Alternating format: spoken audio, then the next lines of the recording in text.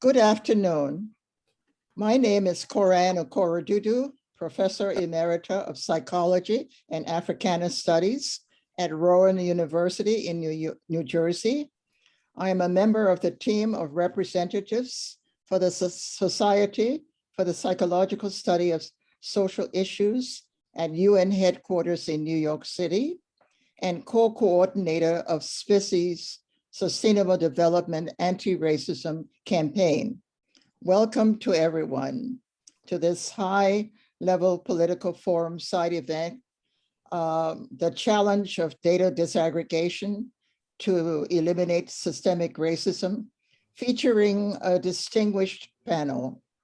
We appreciate and thank the co-sponsors of the event, the missions of Costa Rica, South Africa, and Mexico to the UN, and several psychologist societies identified in our publicity. We owe a debt of gratitude to the staff of SPSSI, Ms. Anila Bakusan, the CEO, Dr. Silka, the president, whom you will hear from shortly, and Ms. Sarah Mancol, policy director and technical coordinator for this program, for their enormous help in preparing for the event. We also thank the staff of APA, in particular, Dr. Amanda Clinton, Senior Director of International Affairs, and Dr. Gabriel Twos, Senior International Affairs Officer, for their partnership in this initiative to contribute to the high-level political forum, including the Spanish-English translation services provided by Mr. Cerifas Murillo and his assistant. Other statements of appreciation will come later. This side event is an activity of the SDGs anti-racism campaign launched by the Society for the Psychological Study of Social Issues in 2020 and endorsed by close to 100 non-governmental and civil society organizations, including the American Psychological Association and several national and international psychological societies. Why psychology? Across many decades, psychological and social scientists have played an important role in contributing to solutions to many of the world's social problems in collaboration with other disciplines through their theories, evidence-based research, education, and translation of scientific findings into actionable social policies and practices. Psychological and social science findings have documented that systemic racism and racial and ethnic disparities exacerbated by the coronavirus pandemic constitute global barriers to the fulfillment of human rights throughout the lifespan, are transmitted across generations, and are structurally rooted in the values, beliefs, and institutional practices of every society.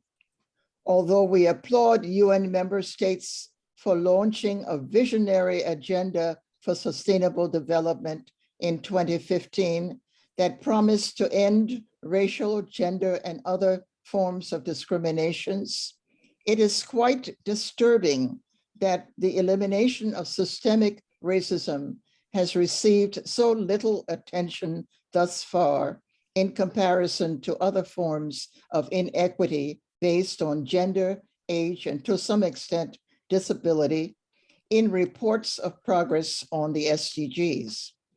In organizing this event, SPSSI and APA have taken the position that success in implementing the Sustainable Development Goals, leaving no one behind, will be achieved when racial, ethnic, and related inequities are acknowledged and meaningfully assessed with reliable data, including disaggregated data. We look forward to hearing from our panelists about effective ways to confront these challenges. Let me now turn the side event over to Dr. Linda Silka, current president of the Society for the Psychological Study of Social Issues and professor emerita of the School of Economics at the University of Maine, who will serve as our moderator. Welcome, Dr. Silka. Thank you very much. Everyone, it is wonderful to have you here. We can see people are already putting comments from all over the world in the chat, and that is just great. So we're all here today together to share and to learn.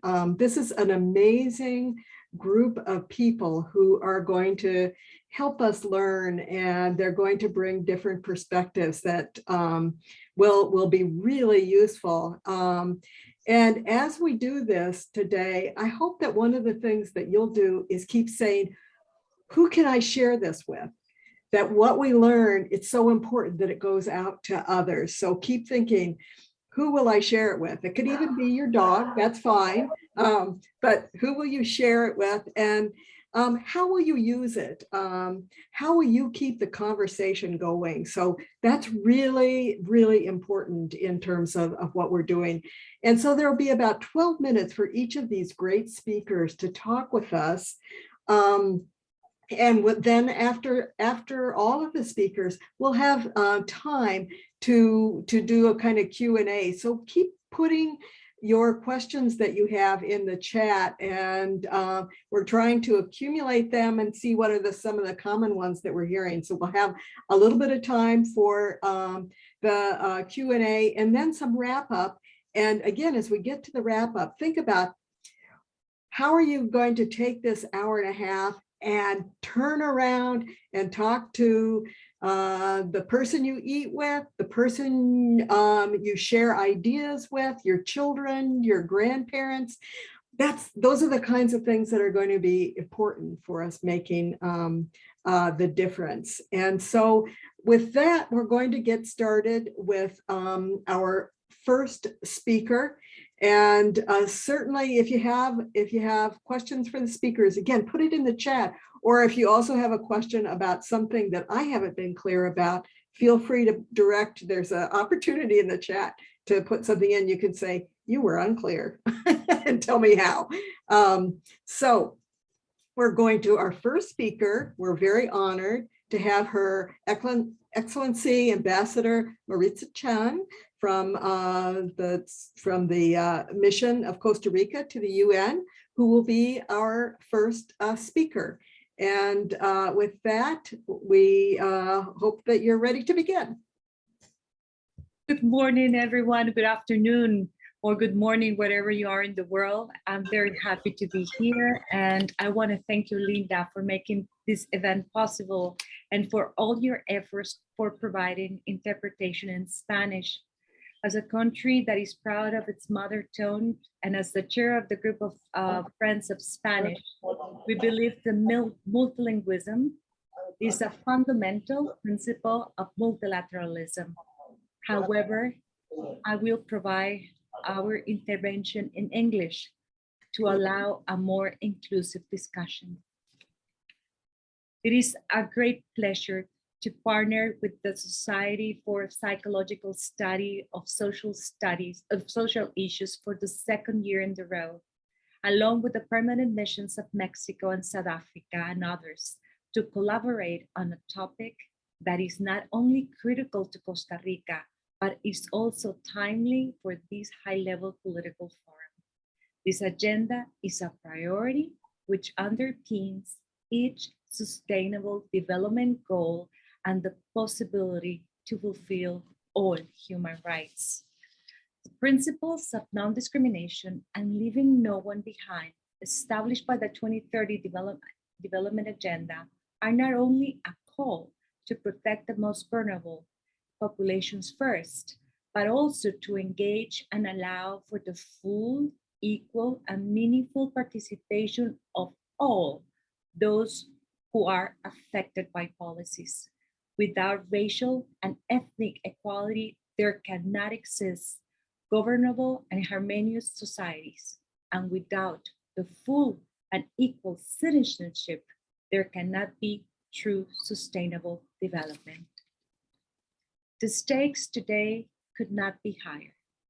In the face of a triple environmental crisis, the increase of poverty and inequality, a global pandemic, and the persistence of global conflicts, Costa Rica believes that we must make a jump into the 21st century, but recognizing that humanity in all its diversity is central to those challenges.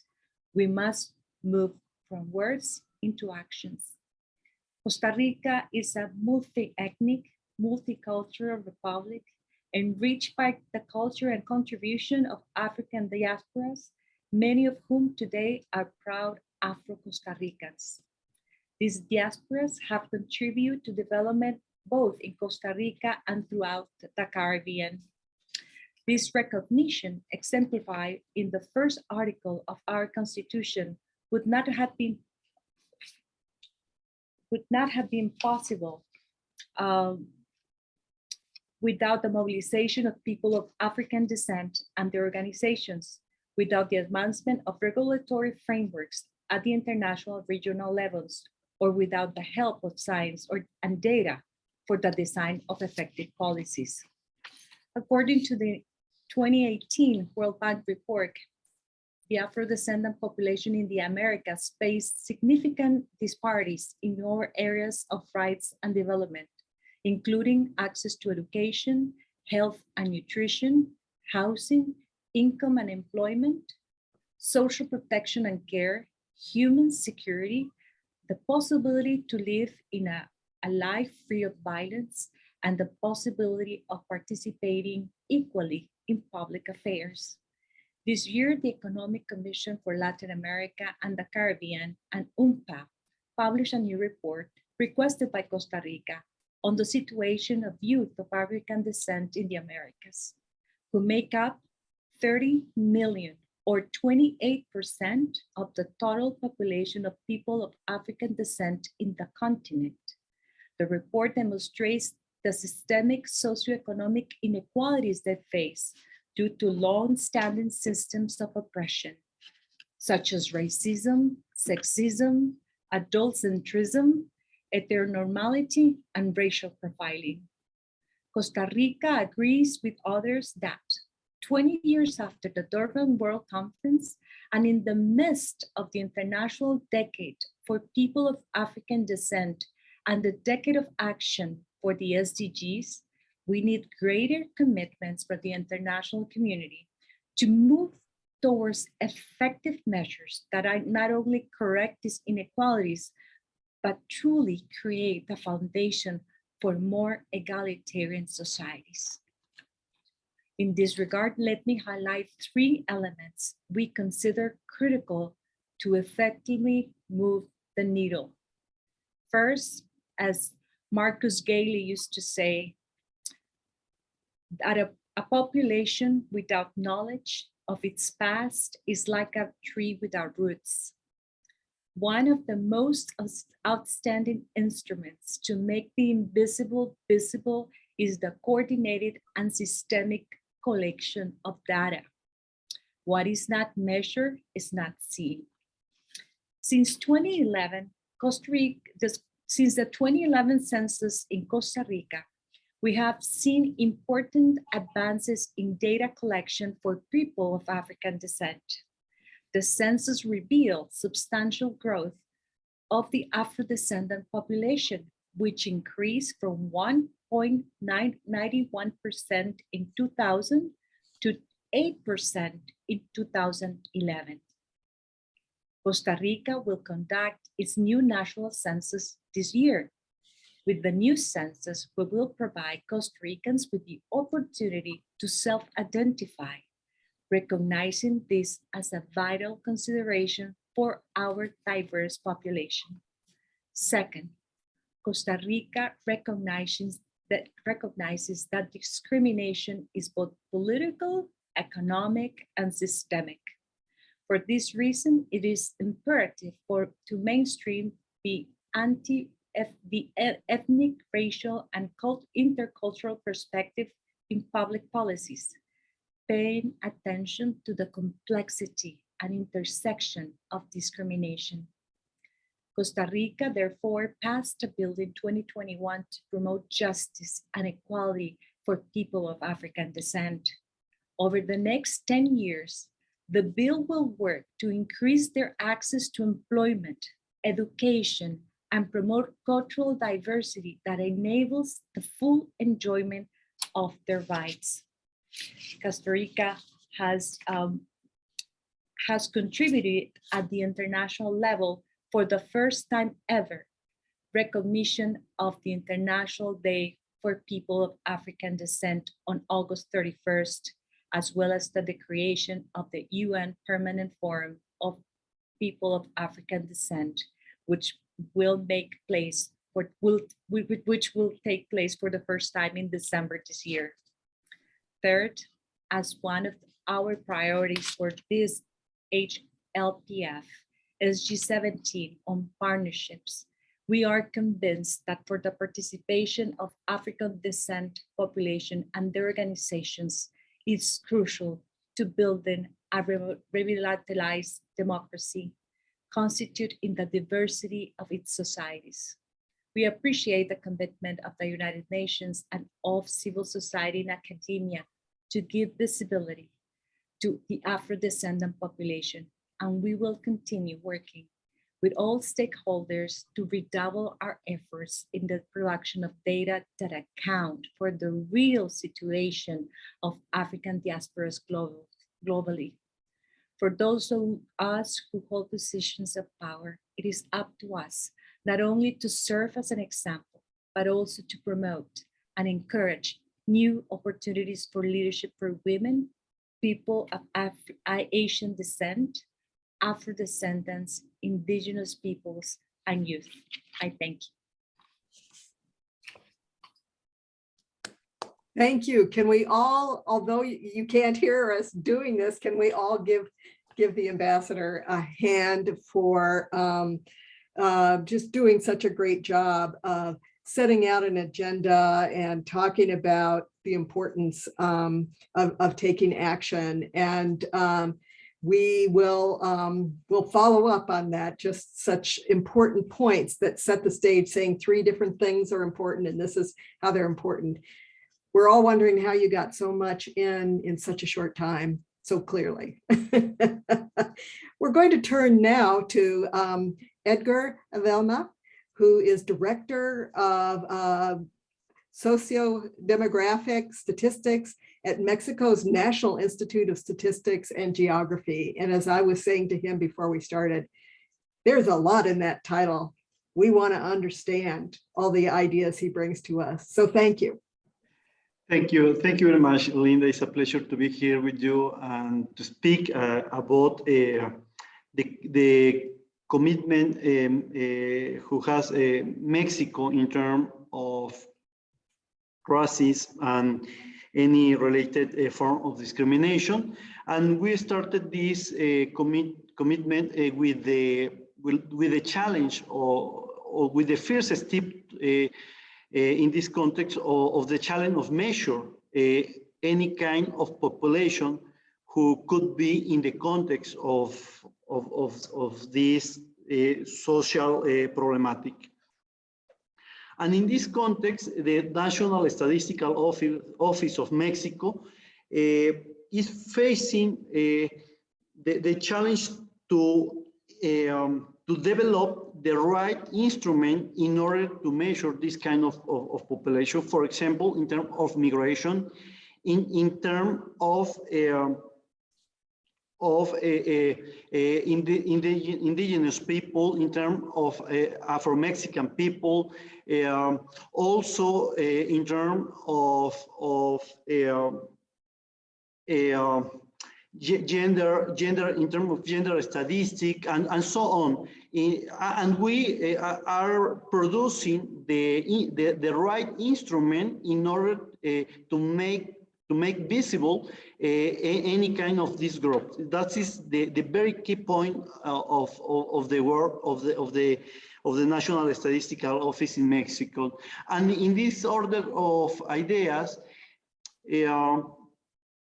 For example, for disability in the population and housing census, we changed the way we measure before 2020 in order to have a best measurement of this population, not only on a dichotomic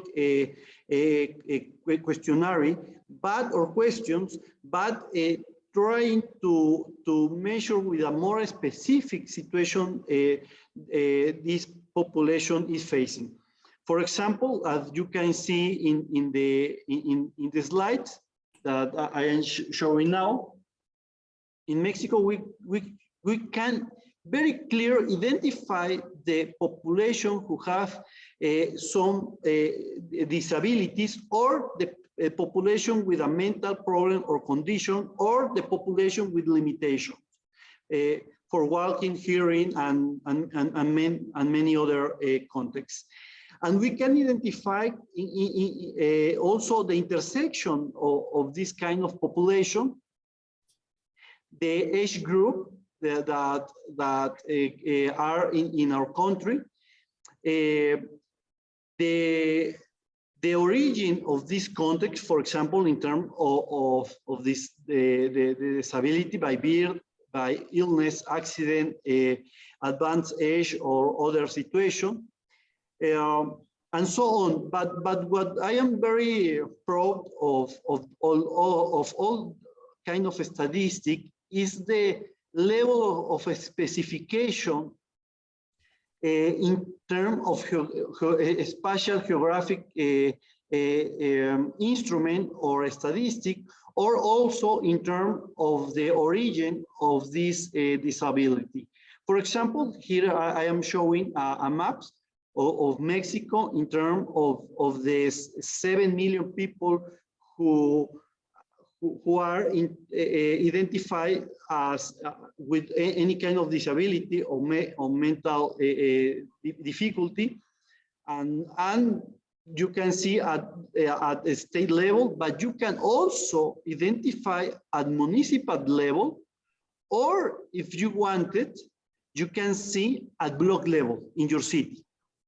But not only at block level in your city, in your neighborhood, not only the level of population, but the infrastructure that you have in your neighborhood. For example, in terms of wheel ramp to access to the people. Sorry.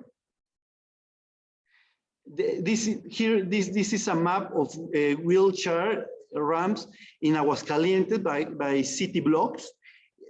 For example, in most of this area, in the north west of the city, you don't have in the block where you live, you don't have access to wheelchair ramps. And for these people, it's a challenge to face the social context in their neighborhoods.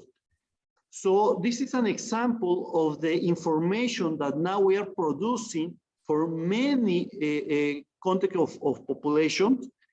Also, for example, in terms of self-recognized Afro-Mexican or Afro-descendant population. This is the first time that we consider in the population census, in the 2020 population census, through many years, more than 100 years, the Mexican census focused in indigenous people, but now is considering also the Afro-Mexican people. And for example, there is another population that is not possible to identify through a census for the context of, or the approach to measure some population, like for example, some different oriental sexual identification or gender identification, or the people who recognize like LGBTI people. And for that, we developed a specific statistical instrument, not a question, a specific survey with subnational representation in order to capture the people who identified with the LGBTI population. And in this context, for example, few days before we publish the results, and now we have an amount of 5 million people who recognize like this. And we are one of the first countries in the world who has a specific instrument for a specific population. For example, in terms of migration, in terms of indigenous people, in terms of Afro-Mexican, in terms of LGBT people, or for disability people. So this is the challenge for the National Statistical Office, to be measuring every of this group and to have the more specific disaggregation at geographical level, in order that many persons, in particular the policymaker, can identify this population and the context of this population and transform the context of these people. Thank you very much.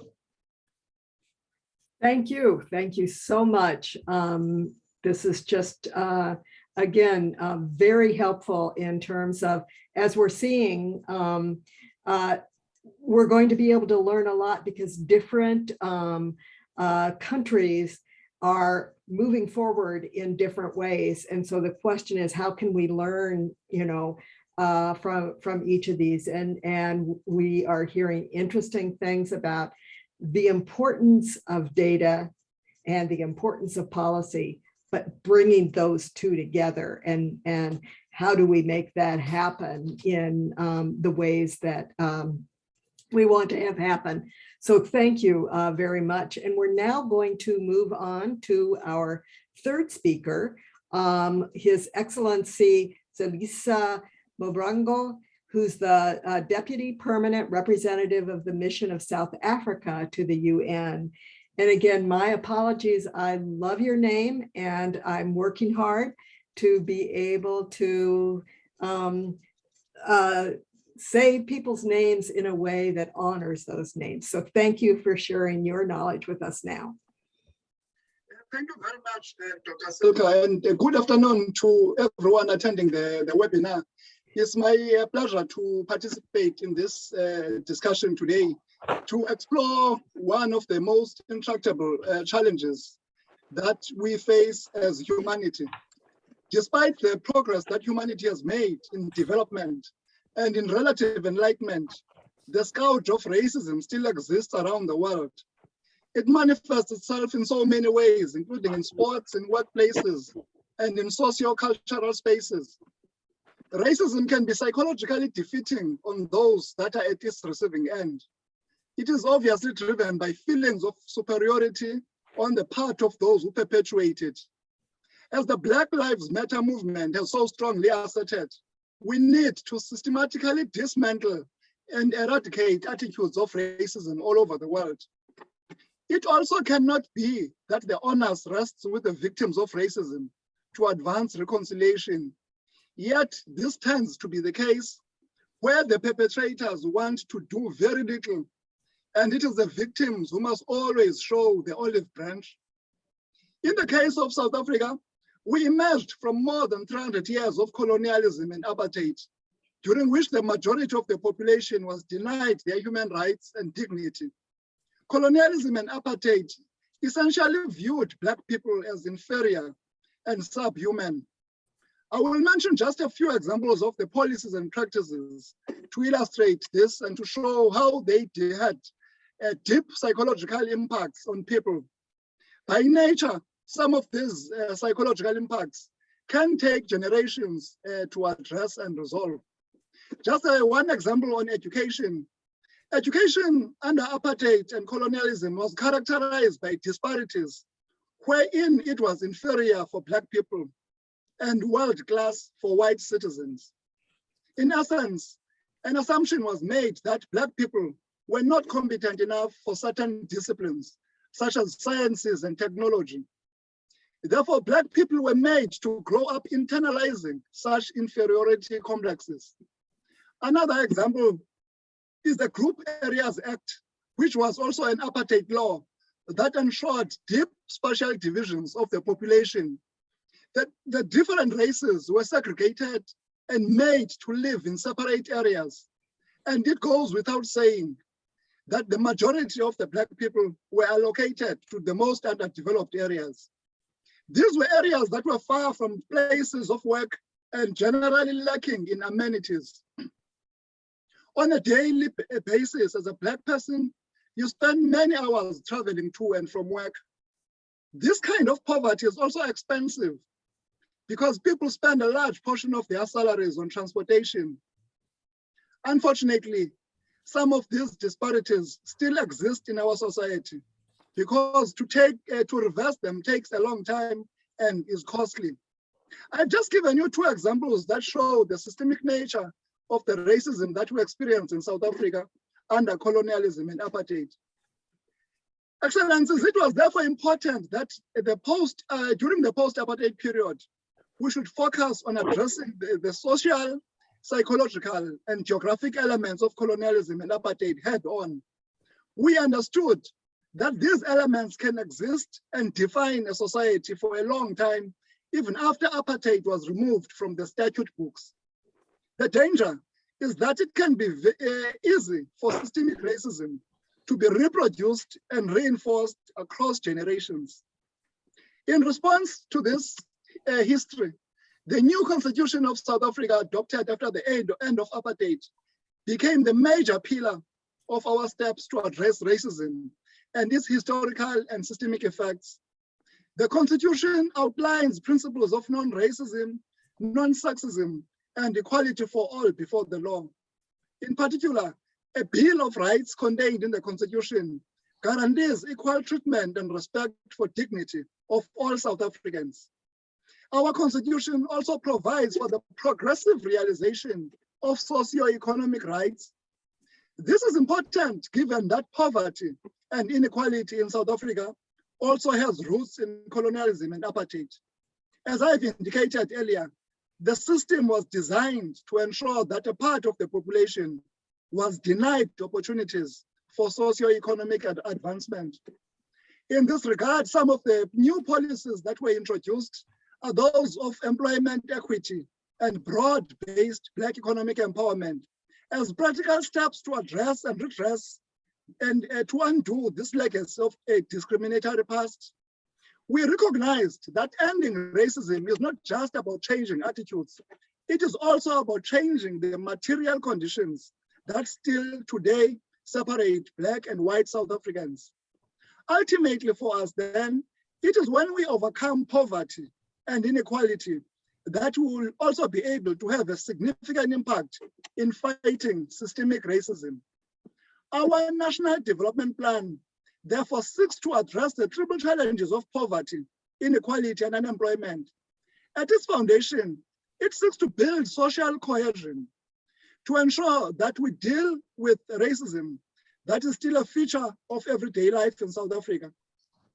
With regard to data, the case of South Africa is unique because the people who are subjected to racism are the majority of the population.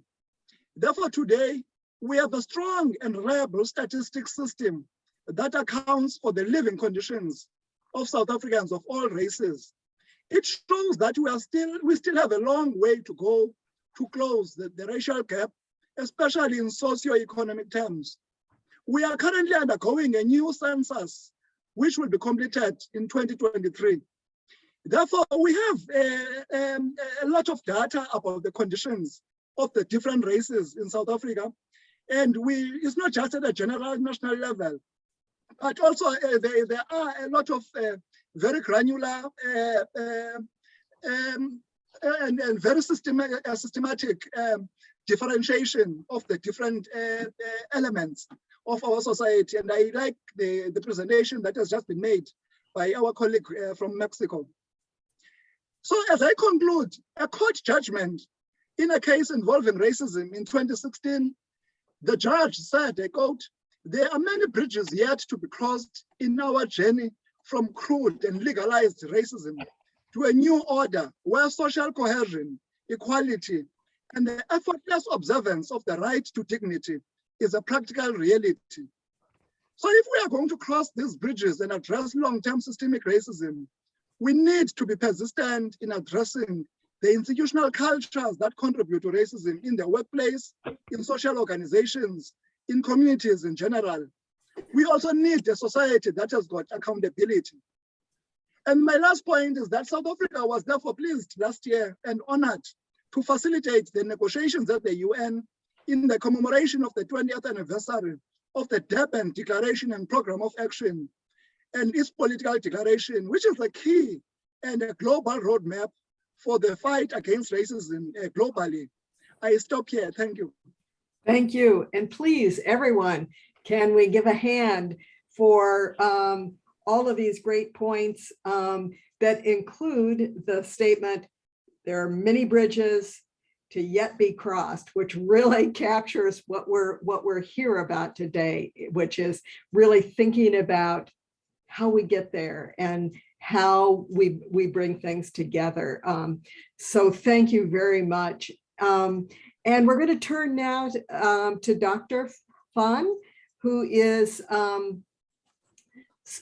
social policy and social research she does, and race data disaggregation expert for the Toronto Police Services. And we look forward to hearing her thoughts. And again, as you have questions, everyone, I'm watching the chat, and we're hoping to answer some of those questions. So Dr. Fan. Thank you very much. I'm so pleased to be here today. And let me begin by acknowledging the land that I'm standing on is the traditional territory of many nations in Canada, including the Mississaugas of the Credits, the Anishinaabeg, the Chippewa, the Haudenosaunee, and the Wendat peoples, and is now home to many diverse First Nations, Inuit, and Métis peoples. I also acknowledge that Toronto is covered by Treaty 13 with the Mississaugas of the Credits. The recent findings of thousands of unmarked graves of Indigenous children at former Indian residential school grounds represent lost dreamers and leaders of their families, nations, and an immeasurable loss to our collective society in Canada. We mourn and we honor them. We also acknowledge that all treaty peoples in Canada, including those who came here as settlers, as migrants in this generation and generations past, and those of us who came here involuntarily, particularly as the result of the transatlantic slave trade. Canada is not what it is today without the contributions of all of the peoples who live on these lands. Now, I offer this land acknowledgement as a reminder on this international stage that we are all rooted somewhere, and the places we find ourselves currently have histories and stories to which we are now bound and owe responsibilities for. To collect, manage, and use data ethically and equitably, we must confront our history and honestly assess who we are against who we want to be. In my presentation to you today, I give my perspective on the importance of addressing systemic racism in Canada and a key barrier to collecting race and identity-based data, that is fear of change, and what taking an anti-racist approach entails. Before Europeans arrived, this land, which we now call Canada, was home to richly diverse original peoples who made up hundreds of nations with distinct languages, cultures, and complex social systems. And since then, Canada has continued to grow increasingly even more diverse. And so today, the legacy of colonialism has left us with dominant institutions and established practices that continue to privilege whiteness and maleness, the abled and wealthy, over everyone else, despite 50 years of the Charter of Rights and Freedoms guaranteeing equality, regardless of race, national or ethnic origin, color, religion, sex, age, or mental or physical disability. And what we don't name, we cannot vanquish, right? What we don't measure, we cannot change. And today, we see women, girls, those with disabilities, young and old, who live in Indigenous and Black bodies, racialized Immigrants, refugees, and Canadians of all persuasions still face hurdles to reaching their full potential and living as individuals and thriving as communities. This is the result of the legacy of colonialism and slavery in Canada that entrenched systemic racism and patriarchy in our institutions and norms. This is more than a problem of a few bad apples. And COVID exposed the structural inequities that made Indigenous, Black, and racialized communities much more vulnerable to the worst outcomes of the pandemic. And yet they made up the most essential workers on whom we all relied. This stark reality accelerated the call for disaggregated race-based data and pushed leaders in organizations to recognize what was a reality for the rest of us. Systemic racism cuts lives short. The fear was that collecting data about race was itself racist. Instead, leaders preferred a racial blindness, making personal commitments to racial equality while ignoring the ways that the system worked against those declared values. The biggest challenge is pushing past this resistance and fear of change. This includes leaders whose positions are vulnerable within institutions and feel they cannot affect the changes they'd like to see, but change is here. Hence, an anti-racist approach to achieve systems change requires intentional leadership and long-term commitment to active and progressive, comprehensive progress. Anti-racism is different from simply not being racist. It is active rather than passive and seeks to identify and remove, prevent, and mitigate racially inequitable outcomes and power imbalances between groups, and to change the structures that sustain those inequities. I want to speak next to the importance of laws and standards to establish clear purposes for race and identity-based data, to set the guardrails against its misuse, and center the voices and perspectives of those affected by systemic racism. For decades, social justice advocates and communities demanded comprehensive data collection to understand the specific and unique experiences of historically excluded groups in Canada. It was the untiring and dedicated work of networks of people and organizations, such as the Color of Poverty, that pushed for concrete strategies through legislative actions. The provincial government of Ontario began by establishing an anti-racism directorate within Cabinet Office to steer the work, engage with communities across Ontario, and bring in people within central government was important for making racial equity a visible priority with access to critical decision makers. In 2017, the province of Ontario led the country by passing the first ever legislation to acknowledge and address systemic racism and racial barriers, including Islamophobia and anti-Semitism, in government and in the public sector. Last month, the British Columbia government on the west coast of Canada followed suit by passing the Anti-Racism Data Act. The Ontario Anti-Racism Act empowers the legislature to establish data standards and pass regulations to require public organizations to collect, manage, and use race and identity-based data. There is a clearly defined purpose for this data to advance racial equity across programs, services, and functions. The legislation includes measures to prevent the misuse of data in ways that are contrary to human rights and equity.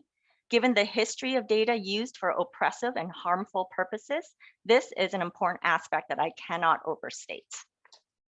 I was privileged to be a core part of the team that developed the landmark anti-racism data standards that sets out how public sector organizations must collect race-based data, including race, information about ethnicity, Indigenous identity, and religion, to protect privacy and to analyze and use that information to identify and address inequities in outcomes.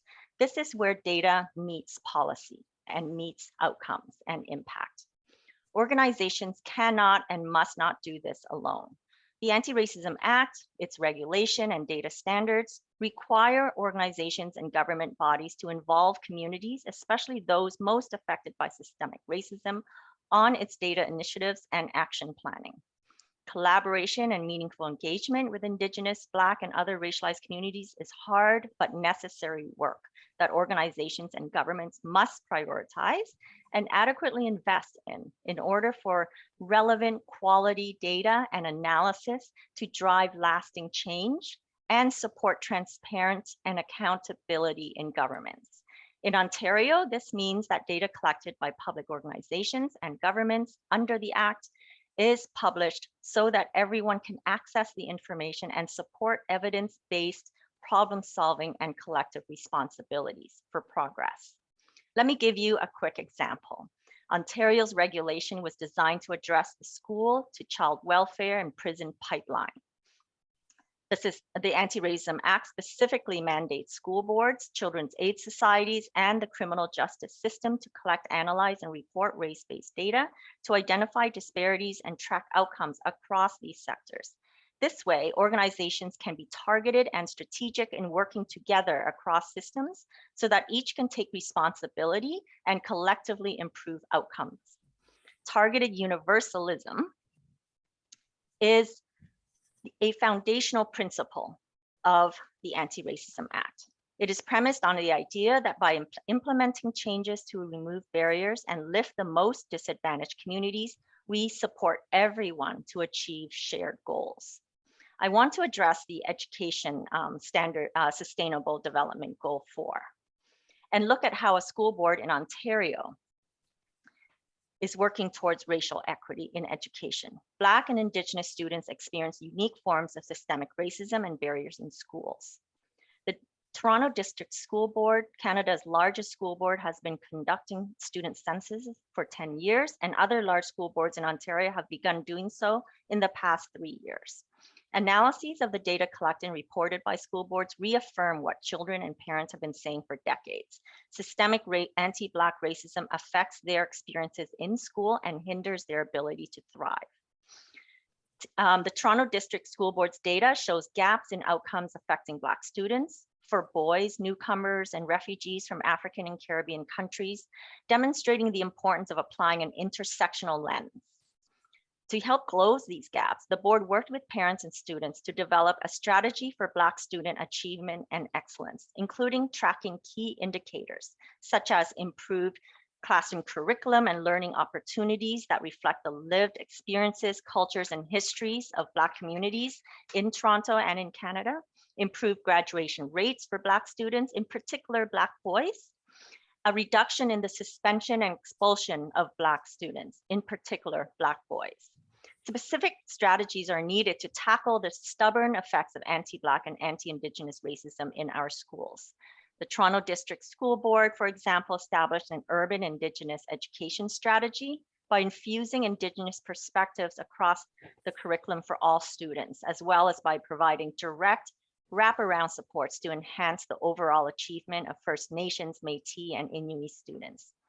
This involves using data to best meet the needs of Black and Indigenous students by employing methodologies to identify a variety of approaches and tools to support student success and well-being from a strength-based perspective. We have to let go of preconceived ideas and listen to people to define what education success looks like to them and what they need to get there. We need meaningful and relevant data to understand how people experience government, organizations, and social services.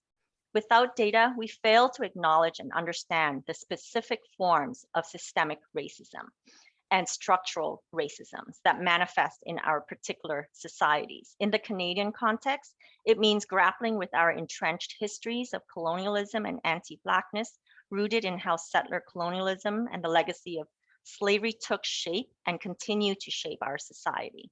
We need race and identity-based data to speak to gender equity, to outcomes for children and other disadvantaged classes that often intersect with racism, for we embody multiple identities which shape our experiences of the world. Taking an evidence-based systems approach is more effective at achieving our goals for building back better for everyone. And we must recognize that any form of inequity stands in the way of achieving equity for all. We can never truly achieve gender equity if it is not a reality for boys and men, girls and women of each and every racial and ethnic group. To reach the Sustainable Development Goals, governments must be proactive to support consistent, high-quality disaggregated data that includes race and ethnicity, and work collaboratively with diverse communities to develop clear guidelines and policies for the collection, management, and use of data for equity purposes in pursuit of those universal goals. Thank you so much for this opportunity to share our experiences in Ontario, with the hopes that you'll find some value in it. Thank you very, very much. Everyone, again, can we give a hand to this presentation that really helps us think so much about the links between data and action, and how important data is to addressing these very important issues. And as we're seeing across these different talks, there's so much we can learn from each other. We can see that some places have gotten a little further in addressing the problems that we wake up in the morning and say we can't deal with. Trying to turn that off there. It's not letting me. It just very, very interesting, and we'll continue. So we have one more speaker, Professor Gay McDougall, who is the Vice Chair of the UN Committee on Elimination of Racial Discrimination, and an international human rights expert.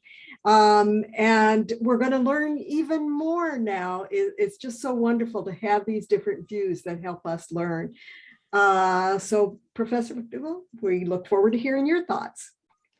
Well, thank you for inviting me to participate in this side event that focuses on the important role of statistical data and making real the promise of leave no one behind in achieving the Agenda 2030 Sustainable Development Goals. A core cross-cutting indicator for achieving the SDGs has to be the extent to which progress is shared by all, regardless of race, ethnicity, or other identities that in some certain societies may be targets for marginalization. While the 15-year experiment with the Millennium Development Goals had many achievements, the outcomes were greatly disappointing for racialized groups.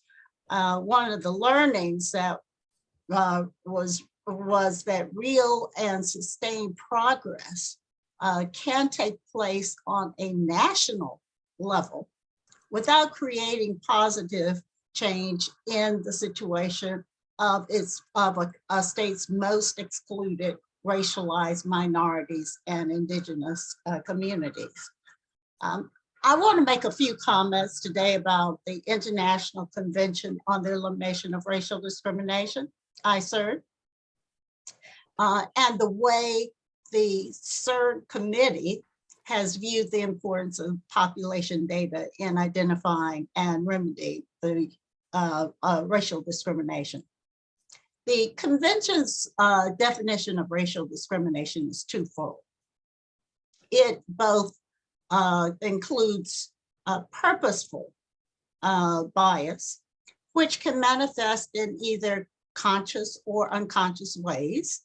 And it has also included discrimination that is structural, or what is often referred to as institutional discrimination. This kind of bias, for the purposes of the convention, does not require proof that there was intent to discriminate, but rather can be evidenced by a pattern of unjustified inequality. Structural discrimination can be the most entrenched and is subject to continuous replication in the core institutions of society from decade to decade and from generation to generation, such that to the majority of a society, discriminatory practices may appear to be merely the norm, just the way they have always done things. In such cases, statistical data is effective in revealing the extent of exclusion and marginalization. So considering racial or ethnic characteristics of a population are of particular importance to the Convention Against Racism. If progress in eliminating discrimination on race, on the basis of race, color, descent, national or ethnic origin, or indigenous status, and these are the protected categories in general for CERD. But if progress is to be monitored in those categories, then CERD needs to be informed of the number of persons that might be treated less favorably on the basis of these characteristics in any state that comes before us. Then we also need comparative statistics of the degree to which each group participates in the political, civil, economic, social, and cultural life of the state. This helps in a comprehensive analysis of particularly structural and institutional clusters of discrimination. But if you survey the practice of CERD over the past 5 to 6 years, you will see that the committee requested disaggregated comprehensive data from countries from all regions of the world over 100 times. And the response was very disappointing. In very few, if any cases, can I cite that the number of disaggregated data in depth that the type that we've heard from Dr. Mayaguez and His Excellency Ambassador Vilima, we don't get it. And so it hampers our ability to do what the job that we have been mandated to do. Now, states give a number of reasons for not complying, and some of these, that the laws and policies of some of their countries forbid collecting data by race or ethnicity, oftentimes out of a fear that such data could be misused in the future in ways that it has perhaps been misused historically. Secondly, there are issues of really misplaced privacy considerations. There are often views that issues relating to national reconciliation processes that might be ongoing in a country might be jeopardized by trying to collect disaggregated data of the type that is needed. In some countries, there is a belief that collecting equality data is unwarranted because, as they say, there is no racism in their country. And some states argue that the level of intermarriage makes determinations of someone's race problematic. And we get these concerns, particularly from countries in Latin America and some Caribbean countries. And then, of course, in many countries, all too many really, there are issues of lack of capacity that are raised. All of these concerns, though, have been amply addressed by the guidelines on data collection for human rights, which have been produced by the Office of the High Commissioner for Human Rights. And for those countries that lack a capacity to produce this kind of data, there is technical assistance available from the Office of the High Commissioner. I would suggest after today's webinar that technical assistance be offered from the state of Canada or Mexico. But there are two areas in which data collection and analysis have proven to be very useful, not the only, and certainly hopefully not the totality in the future. One has been in helping to reveal the degree to which hate speech and crimes are increasing in a state.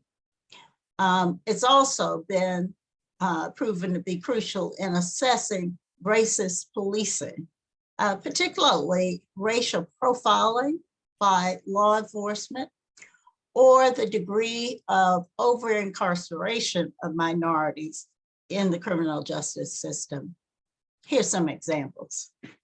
There are situations in which data on race and ethnicity can itself protect people against discrimination. For example, such data is used effectively in cases that where an individual or a group allege racial discrimination, and in litigation those sorts, when data is used effectively, it increases the likelihood of success. Or when a law enforcement knows that disaggregated data is being collected, they may be more respectful of marginalized groups. The Special Rapporteur on Racism reported that in some countries, disaggregated data collection led to changes in policing. She reported that law enforcement officials became more professional in their conduct toward racial and ethnic minorities, as well as the general population. In the United Kingdom, police must report must gather ethnically disaggregated data on stop and search practices. This in itself has helped eliminate some racial profiling. Moreover, this information can be used by victims of racial profiling to bring a case. Also in New York City, litigation against police for abuses was won on the basis of statistics of the number of times police carried out stop and frisk on Black citizens as opposed to whites.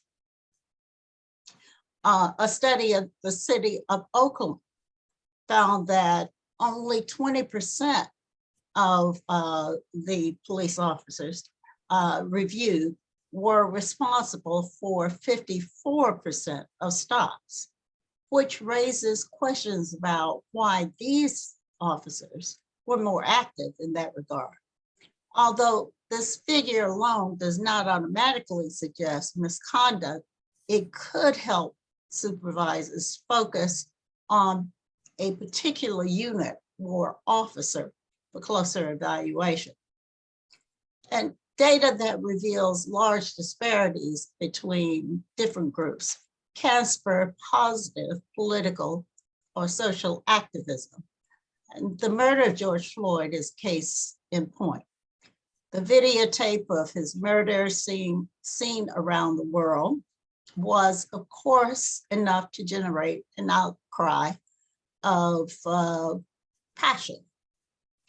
But it was also the statistics of the murders of unarmed people of African descent in the US and Brazil and other countries that convinced the UN Human Rights Council of the importance of establishing a new expert mechanism on law enforcement and racism against people of African descent. Now, this is not to say that numbers alone should be accepted without scrutiny. Some states have argued that CERD, for example, argued to CERD that the absence of complaints of racial discrimination should be considered evidence that none exists.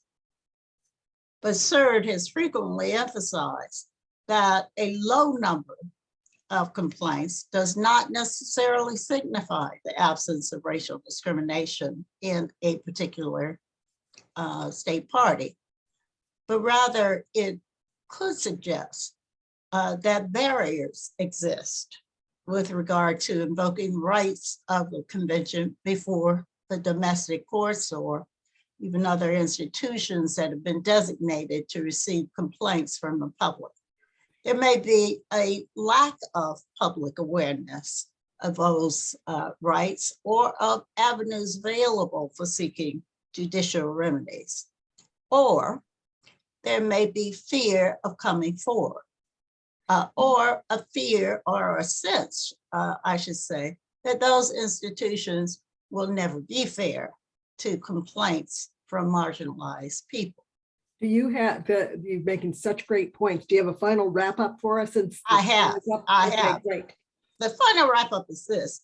A core provision of the convention is the requirement that when unjustified inequalities are identified, the state party must immediately design and implement a program of special measures to correct the imbalance. But how can you do that effectively and set up measures to evaluate the efficacy of targeted policies without the kind of data that we've been talking about today? And so, let me say that given the rarity of states producing that kind of necessary data, we're presented with a vicious cycle of injustice.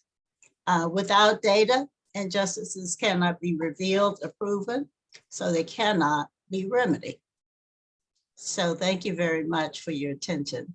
And thank you. What a great summary. Can everybody clap? I wish you could hear the claps, but the points that we have heard come together in important ways. And we can see from some of the comments that people have made in the chat and some of the questions that have been raised that we're all thinking and learning a lot. And so what I'm going to do just for a few minutes here before we have some additional wrap-ups is just to try to capture some of what people have been saying in the chat and some of the issues that have been raised. And any of the speakers, if you'd like to respond in any way to what people have asked, do please feel free, and I'll just call on you.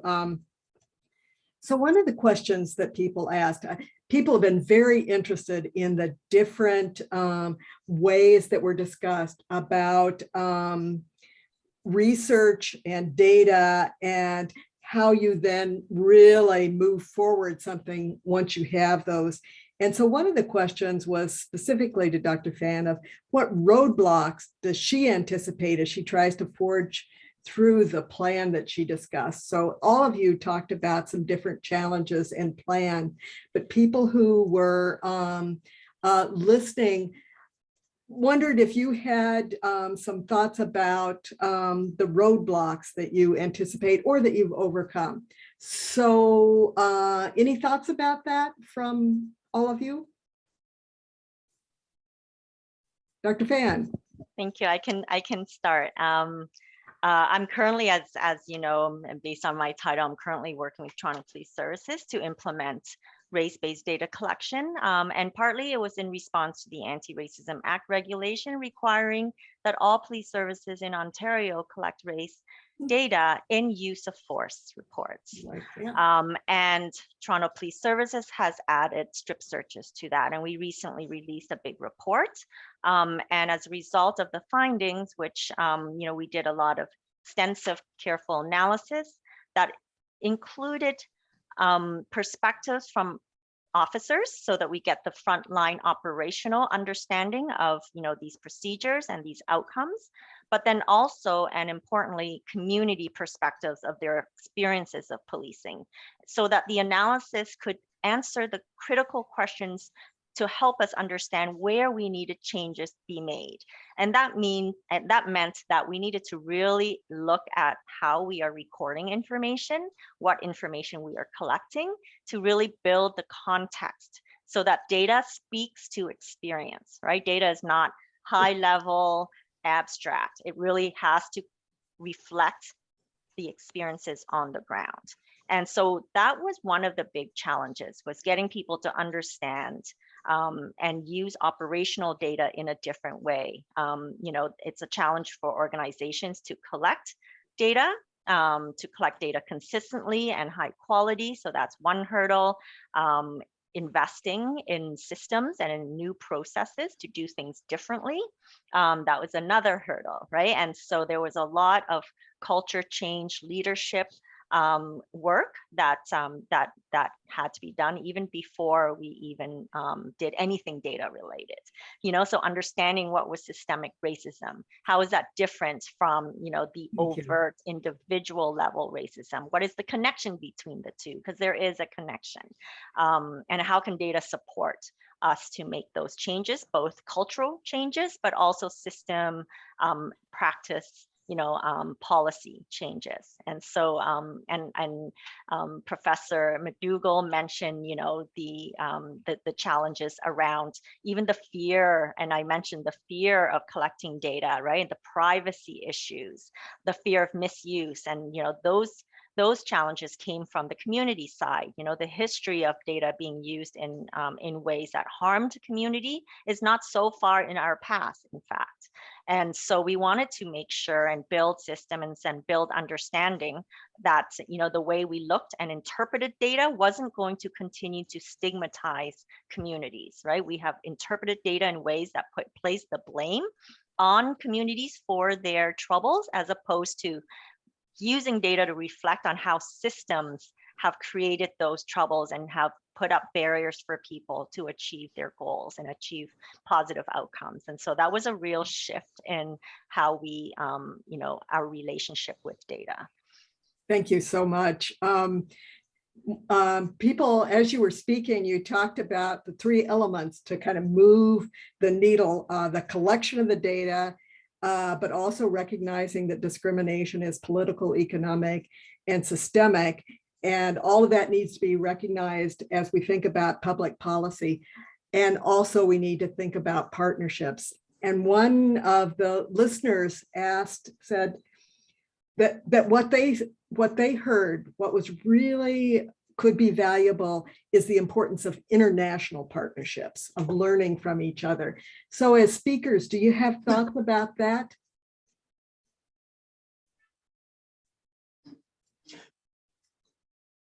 Well, I can just say that I think that that's critically important, especially when you see the experiences that have been, you know, described today between South Africa, Costa Rica, South Africa, Ontario. There's a lot of methodology that needs to be shared but it needs to be shared in a way, I think, that focuses on, to a large extent, regional conversations. So there's not a sense of the sort of super top-down approach from, you know, a global to that, but a recognition of the dynamics of what's happening, of the shared histories of the various regions. And that needs to be done before you get even sharing across a regional basis. I think that finance, the resources, very critical. And sometimes that can help states get over, if you will, other reasons that they might name for not producing the data. If there is money and expertise that walk in the door, then national policymakers are in, I think, a better position to make the decision to do it. Thank you. Thank you. Another issue that got raised was based on Mr. Velma's important points about the challenge of measurement and developing the right instruments and the difficulties to make visible what's going on. And he showed us some great slides, and it looks like he wants to add something to that. So go ahead. Yes, Linda. Yes, is this right? There is a big, as I told you, there is a big challenge, not only in terms of maybe the money that you need to develop the right instrument, not necessarily always a census. It depends of the approach to any kind of population that you are wanted to measure. What kind of statistical instrument you need to develop? Maybe an administrative record, maybe a survey, maybe a census, maybe a statistical modeling, in order to approach better to a measure. But I think another big challenge, because many national statistical offices in the world are working in order to produce a lot of information, but the big challenge is how to approach this information to the policymakers.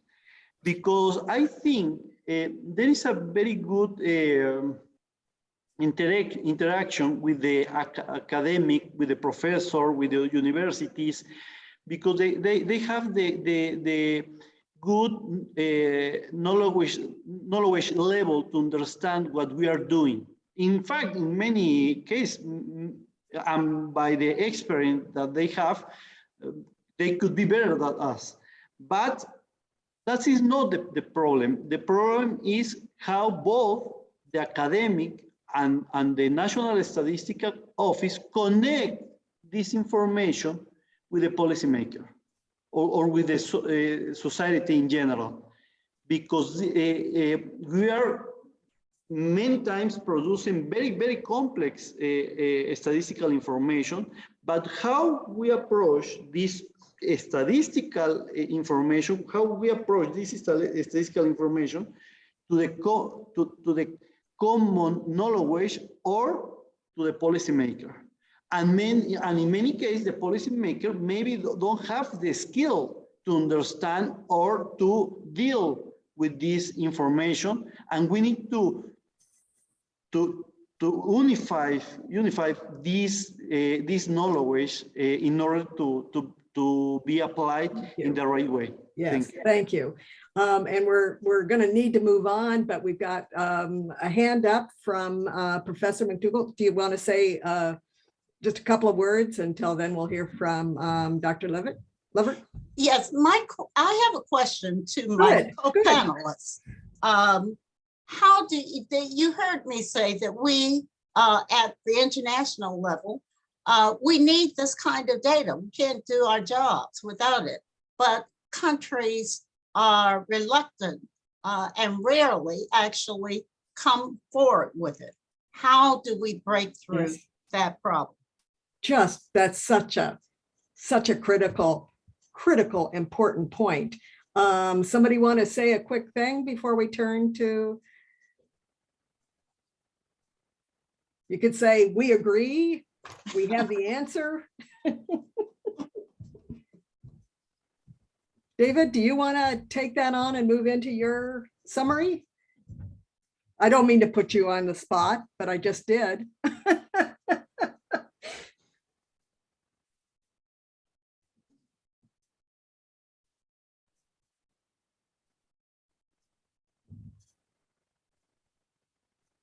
Sorry, Linda, am I coming through?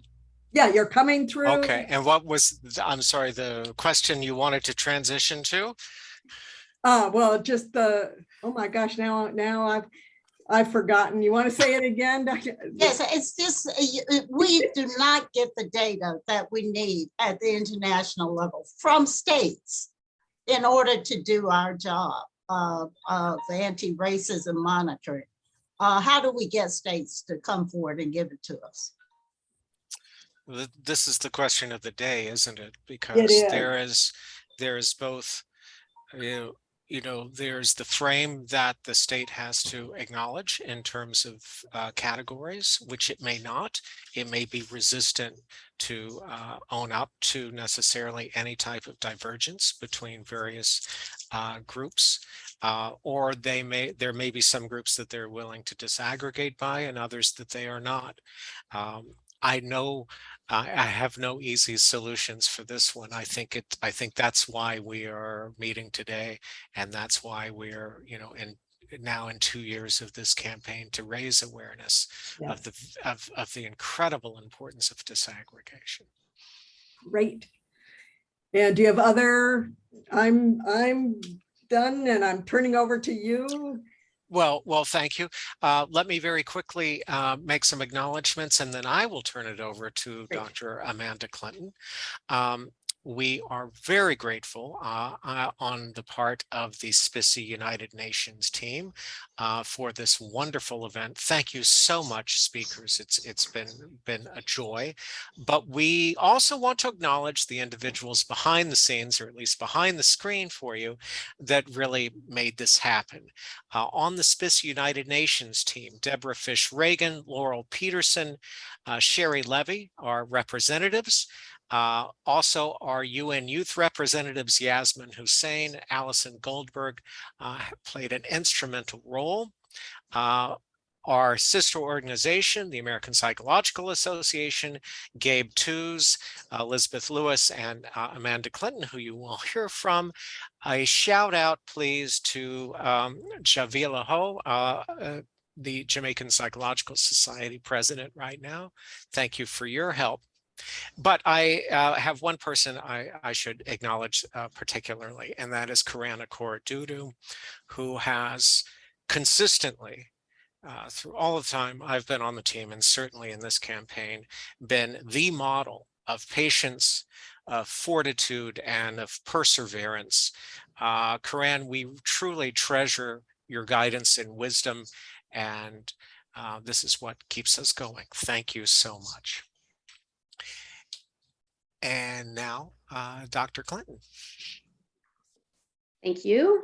I mean, we all understand that acts of racism occur on a daily basis around the world. And I wanted to say thank you to everyone in attendance and who presented, participated, and supported today's events to address the challenge of disaggregating data to eliminate systemic racism.